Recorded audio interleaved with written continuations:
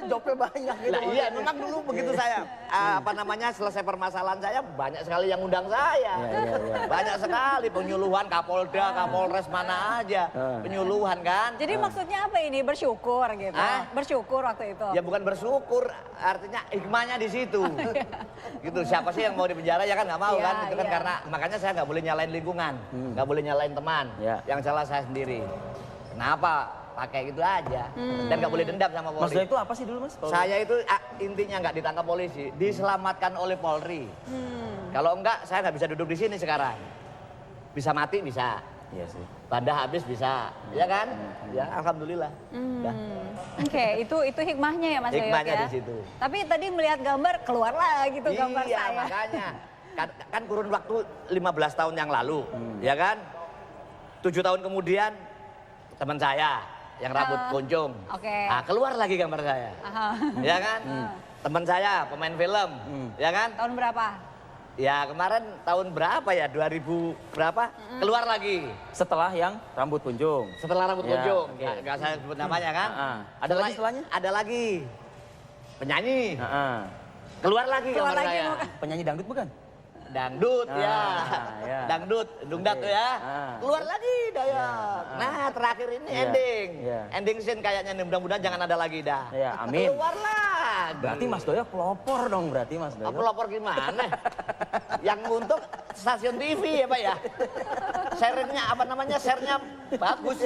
Mahal, bayar iklan mahal. Ini kan nama-nama ini nih beberapa pelawak yang terjerat narkoba tadi kan.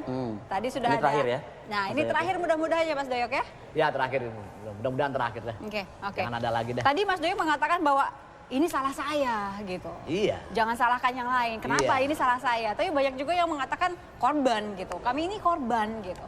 Jadi gini, kita itu kalau sudah bisa mengalahkan diri sendiri udah hebat, ya kan? Kalau orang minta maaf itu kan lebaran kan maaf lahir dan batin. Ya lahir batin ya. Kita bisa mengalahkan lahir, tapi kalau batin kita masih berontak, tetap pakai. Kita bisa mengalahkan batin, tapi kalau lahir kita, fisik kita masih berjalan, tetap pakai. Kalau bisa mengalahkan lahir batin, diri sendiri dikalahin. Jangan sampai Pak Nugroho kasih tahu. Sampai dia kasih tahu, Mas Reza ya. Kita dulu. Wah jangan deh ada lubang, belok dah. Aman itu sampai sekarang alhamdulillah. Bisa belok. Bisa belok. Buktinya 15 tahun saya udah clear. Makanya berani cek urin saya Pak. Clear itu asli clear, nggak ada coba-coba nggak ada. Nostalgia nggak gitu. Nggak ada. Kita membayangkan yang lama. Gimana rasanya orang dikurung 3 kali 4. Ya kan? Ngelihat langit-langit tiap maghrib, nggak bisa ngelihat apa-apa lagi. 1 tahun. Bayangin. 1 tahun Mas. 1 tahun. Nggak enak ya? Hah? Nggak enak? Ya enak di luar. Ya nggak enak. Tapi ya namanya itu sudah apa namanya konsekuensi kita ya kan. Perbuatan kita ya harus dibayar ya nggak? Itu. Oke, jadi selama setahun itu bentuknya rehab ya? Kalau dulu kan bukan rehab. Dulu belum ya? Belum. Ya alhamdulillah mudah-mudahan ya Pak ya. Tahun ini kita diarahkan kakak kita ini direhab. Yang pengguna ya? Pengguna. Tapi kalau pengedar, bandar, nah itu pukul lain lagi. rata habis di atas 5 gram itu sudah pengedar ya. Kalau 1 gram ya mudah-mudahan karena banyak sekali lembaga yang terkait nanti kalau mau direhab, betul nggak? Itu. Sama-sama Indi kita melihat mungkin bisa diperbesar gambar yang kami perlihatkan saat ini begitu. Saya ke Pak Nugroho. Ya kan ya ini. Ini bisa dijelaskan Pak Nugroho kronologis. Gambar ini mungkin Pak Nugroho silakan. Masuk. Gambarnya. Ya. Dijelasin. Terima kasih. Jadi awal daripada pengungkapan kasus ini pada hari Kamis tanggal 23 Oktober jam 20.30 piket kami, petugas piket pengaduan Dit Narkoba Baris Krim Polri menerima telepon dari seseorang, kemudian menginformasikan bahwa di Kampung Makassar ada seorang pengedar narkoba. Kemudian sesuai dengan SOP kami tulis identitas segala macam, kami berikan kronologisnya. Setelah itu telepon ditutup dan kita bel ulang. Ternyata masih ngangkat dan dia menjelaskan kayaknya seperti hampir A1. Nah, kemudian perwar piket, Kompol Dodi ke lokasi. Setelah ke lokasi di Kampung Makassar itu, kemudian ditemukan ada seorang mobil Mercy, ya, warna silver, langsung keluar. Begitu keluar oleh petugas kami, kita ikutin masuk jalan tol. Kemudian pada saat mengendarai mobil itu sudah dalam kondisi kayaknya tidak stabil, ya. Jadi kecepatannya juga tidak stabil. Kemudian mengarah ke Rawa Bogel. Rawa Bugel. Ya. Di Bekasi ya. Setelah tiba di kampung itu langsung kita sergap. Lah setelah itu kita geledah mobil itu. Dan kemudian di jok belakang di tempatnya. Mohon izin, kaget dulu nggak begitu dibuka Mas Tesi? Jadi waktu itu kita tidak tahu. Nggak tahu pengemudinya siapa? Tidak tahu. Oke. Tidak tahu, ya. Hanya saja pada saat dia mengendarai mobil kita sudah agak curiga ya.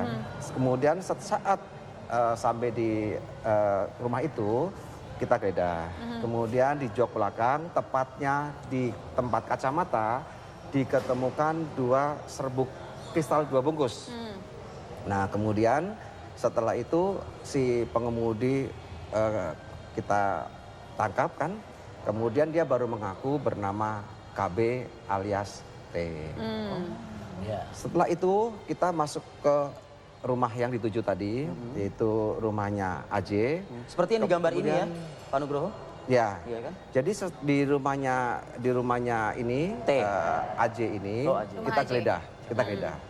Kemudian di situ diketemukan seperangkat ya alat hisap narkotika jenis sabu. Setelah itu kita kembangkan, kita lakukan penggeledahan di rumahnya KB alias T tadi. Dibawa ke sana. Dibawa ke rumahnya. Dan di sana ditemukan banyak. Nah, kemudian di rumah itu kita ketemukan juga seperangkat bong hisap sabu ya. Yang digambar ini adalah rumah T? Rumah T berarti ya ini ya. Itu yang sudah habis dipakai. Nah sudah, jadi bong yang itu sudah dipakai. Iya. Sedangkan bong yang di tempatnya Aji ini juga sudah bekas. Sudah pakai juga, sudah bekas pakai juga. Pak Nugroho, mohon maaf saya potong nih. Tadi T ini sepertinya ditunjukkan oleh sejumlah petugas gitu ya. Ada bong begitu. Ditanyakan ke T dan T mengakui. Ya. Apa pengakuan T? Jadi memang pada saat kita lakukan penangkapan dan di rumahnya ada bong itu dan bong itu habis dipakai, ya. Kemudian dia juga mengaku bahwa ya ini punya saya dan memang saya habis mengkonsumsi. Ya. Jadi memang tidak berbelit-belit dan memang KB alias T ini memang mengakui terus terang. Oke. Dari situ kemudian ada berita bahwa yang bersangkutan ini mencoba minum cairan pembersih lantai. Jadi begini, pada saat kita ketemukan itu, kemudian yang bersangkutan izin ingin buang air besar. Ya. Ini ya, Pak. Ini setelah atau sebelum ini ya? Ini di rumahnya dia. Kemudian pada saat dia buang air besar, juga pintu kamar mandi dibuka kan, diawasi oleh anggota kita. Kemudian setelah dia buang air besar, ada wastafel. Wastafel itu di kamar mandi itu. Lah, wastafel di kamar mandi itu dia membelakangi petugas, cuci tangan, terus dia ngambil harpik. Harpik untuk pembersih itu. Terus ketahuan anggota kita tuh udah terlanjur 1 teguk. 1 teguk. 1 teguk. Nah, jadi kalau tidak diawasi pasti udah mati. Itu 1 botol habis. 1 botol habis, bersih semua di perut nanti. Tapi bisa dipastikan ini 1 teguk baru ya? 1 teguk. Alasannya? Jadi waktu itu mungkin karena pengaruh narkoba sabu itu ya, mungkin karena pengaruh dia dalam kondisi mungkin halusinasi, ketakutan, ini. Saya yakin kalau dalam kondisi tidak mengkonsumsi pasti tidak mungkin. Tidak akan berpikir. Iya, tidak akan berpikir karena mungkin kan udah pikirannya dia udah nggak rasional lagi, sehingga ada harpik langsung dia minum. Tapi ketahuan anak buah kita, jadi hanya seteguk ketahuan langsung kita bawa ke rumah sakit. Oke. Mengenai bagaimana kondisi Mas Tesi saat ini seperti apa gitu, mungkin kita akan bisa lanjutkan di segmen berikutnya ya. Pak Nugroho, Mas Reza, Mas Doyok saat lagi.